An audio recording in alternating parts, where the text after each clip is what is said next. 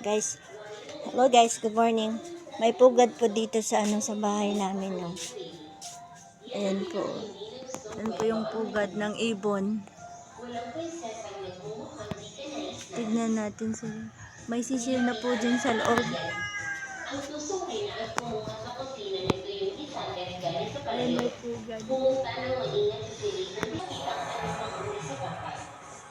Ito ay galing sa pinakamaayos. Ayan, may sisiw. May sisiw ng maliit na ibon. Hi! Parang tik-tik-tik-tik! Dalawa sa palagibo ng ganda. Duwa at pati sa magulang kulay rosa sa sabi. Ang isa ay gawa sa matiklap na nilang putla na nakatiklop sa mahimol-mol na lana ng kupa. Pangatlo sa pinakadali sa yung kulay dilaw na ibon na sobrang liit. Parang tik-tik!